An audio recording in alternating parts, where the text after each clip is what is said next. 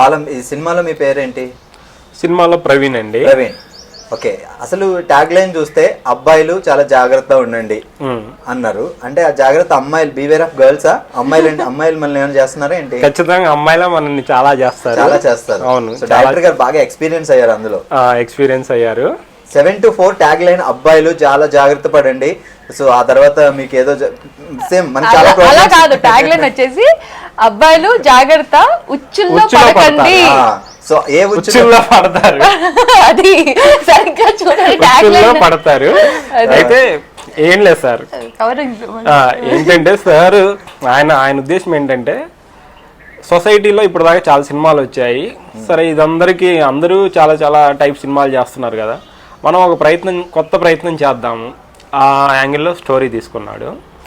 ఏ మాటగా మాట చెప్పుకోవాలి సార్, అబ్బాయిలకి చాలా ప్లస్ ఉంటుంది, చూడడం వల్ల చాలా ప్లస్ ఉంటుంది, చాలా చాలా ప్లస్ ఉంటుంది.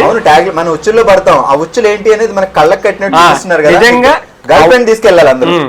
ఆ ఉచ్చుల్లో ఎలా పడకుండా ఉండాలో ఈ సినిమా చూడాలి. మనం చూస్తే ఉచ్చుల్లో పడకుండా ఉంటాం ఖచ్చితంగా. లవ్ చేసేవాళ్ళు, పెళ్ళైన వాళ్ళు అందరూ అమ్మాయిలతో చాలా ఉచ్చుల్లో పడే అవకాశాలు ఉన్నాయి. ఇక్కడ అమ్మాయి ఉంది కదా అని మేమేం వదలట్లేదు చెప్పేసి. ఈ అమ్మాయితో నేను చాలా పడ్డాను అక్కడ, అర్థం చేసుకోండి. అవును, పాపం చూసారు అలా అయిపోయాడు. అలానే ఉంది, అలానే హెయిర్ స్టైల్ అది మెయింటైన్ చేస్తూ ఉంది. మావాడు చూసారా ఇప్పుడే కష్టం ఎండలోంచి తిరిగి వచ్చి కమిలిపోయినట్టు చెప్తారు. సరే ఒక్క విషయం అయితే సీరియస్ చెప్పాలి. అండ్ టీవీ చేసి యాంకర్ గా చేసిన, ఆర్టిస్ట్ గా చేసిన, సో సిల్వర్ స్క్రీన్ కి వెళ్ళాలి అంటే ఒకప్పుడైతే కొంచెం కష్టం, ఆల్మోస్ట్ కాదు అనేవారు. బట్ ఇప్పుడు చాలా మంది, అనసూయ గానీ, రష్మి గానీ, నువ్వు గానీ, సో స్క్రీన్ చేసిన తర్వాత ఈజీగా ఒక మంచి లీడ్ క్యారెక్టర్స్ అందుకుంటున్నారు సినిమాల్లో.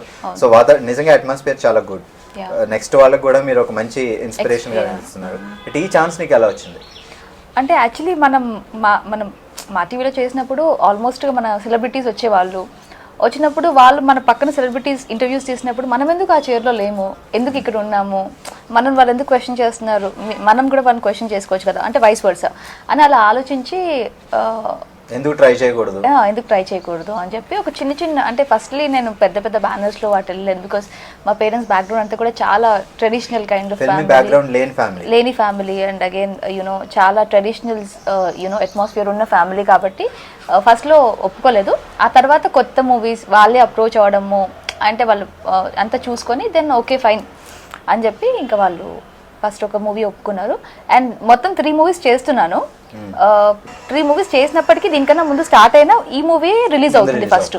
ఇంకా 3 మూవీస్ ఉన్నాయి దీంతో పాటు. ప్రాబ్లీ ఒక 2-3 months దెన్ లేటర్ రిలీజ్ అవ్వచ్చు. అనురాగ్ కశ్యప్ ఉన్నారు కదా బాలీవుడ్ లో, ఆ టైప్ ఫార్మాట్ ఉంటది ఫిల్మ్, వెరీ రియలిస్టిక్ గా ఉంటది. స్టోరీ అంతా చెప్పేస్తున్నా, వెరీ రియలిస్టిక్ గా ఉంటది. స్టోరీ అంతా రియలిస్టిక్ గా ఉంటది. నేను స్టోరీ ఏం చెప్పట్లేదు. నీ క్యారెక్టర్ పేరేంటి, ఏం చేస్తావు, నువ్వు చంపేవా నన్ను, లేదంటే పరిగెట్టావు, ఏమని చెప్పట్లేదు కదా. స్టోరీ రియలిస్టిక్, చాలా రియల్ గా ఉంటది.